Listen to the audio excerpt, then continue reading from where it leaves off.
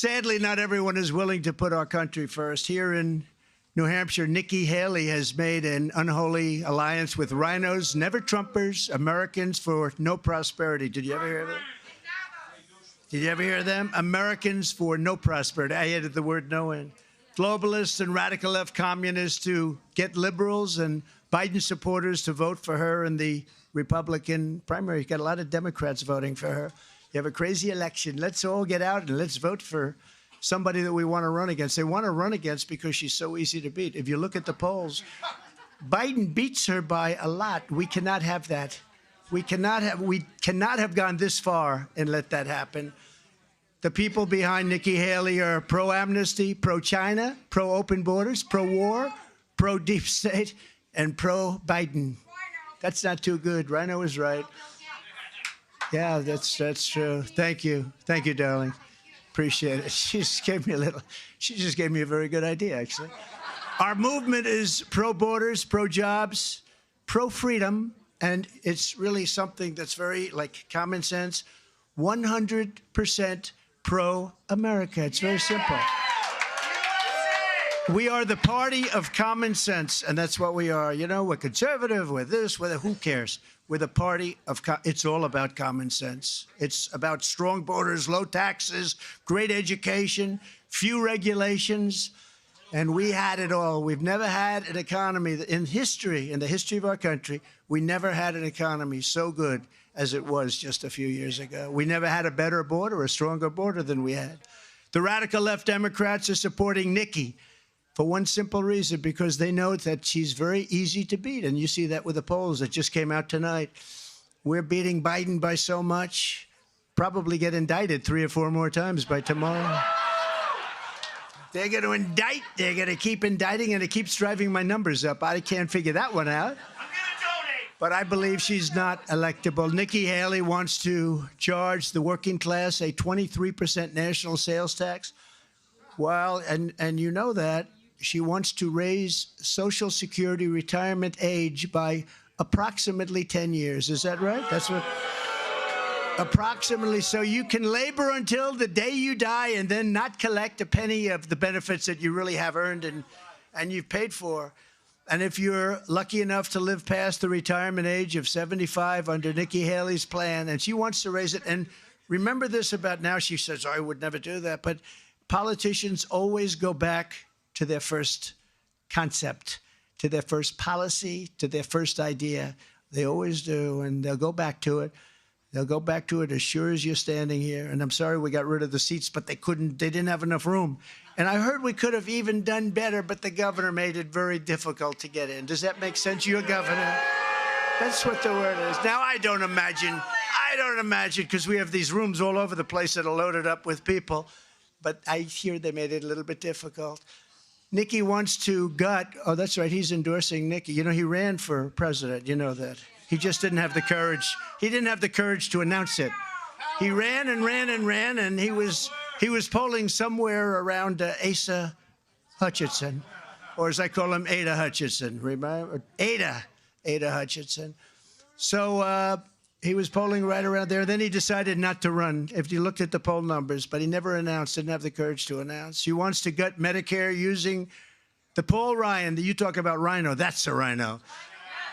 And it was a scheme that led to Democrat ads showing Granny being wheeled off the cliff, just being wheeled off the cliff. You remember that ad? That was not a great ad for us.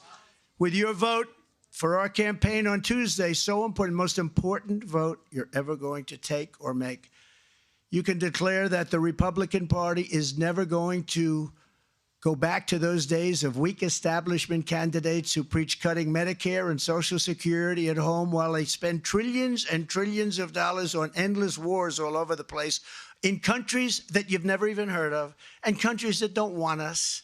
It's a terrible thing.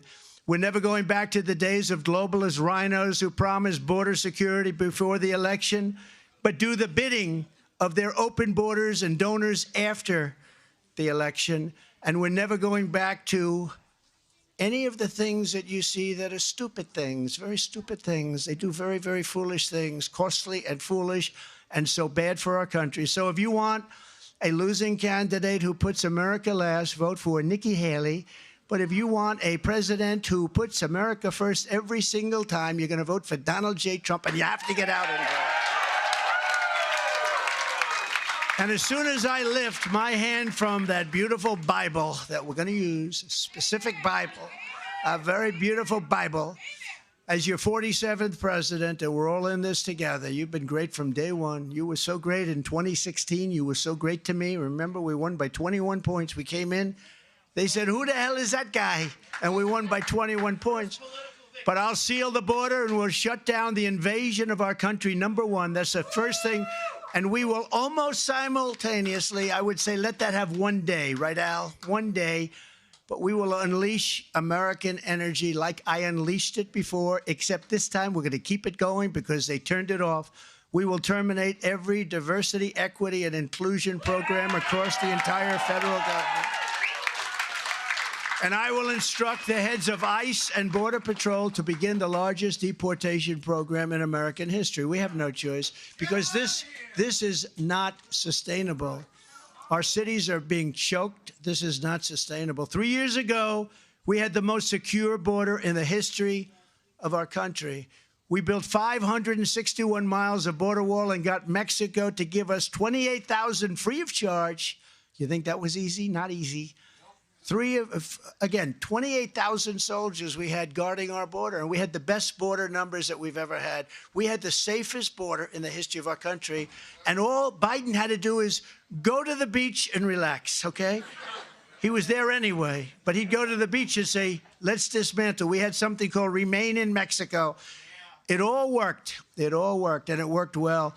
Under Biden, the USA has been turned into a dumping ground to the world, just a dumping ground. On day one, I will terminate every single open border policy that crooked Joe Biden and his administration have put onto our country. So sad. To stop the deadly drugs that are poisoning our people, I will deploy U.S. Navy to impose a full fentanyl blockade on the waters and the region where they're coming in through certain channels. They're coming overland. They're coming any way they want to come. 12 times more than came in 4 years ago. 12 times more. Drugs are pouring in. And by the way, you have two very bad distinctions. You're the highest energy per capita. You're the highest by far energy anywhere in the country, number one. And also, you're the worst in terms of drugs pouring in. You have more drugs in New Hampshire per capita than any other state by far. Where is your governor? Where is your governor? The drug cartels are waging war on America, and we will destroy the cartels. You have no choice. That's an army. That's an army. They're trying to destroy our country, and they will destroy our country. And I'll use Title 42 to end the child trafficking crisis by returning all trafficked children to their families in their home countries immediately.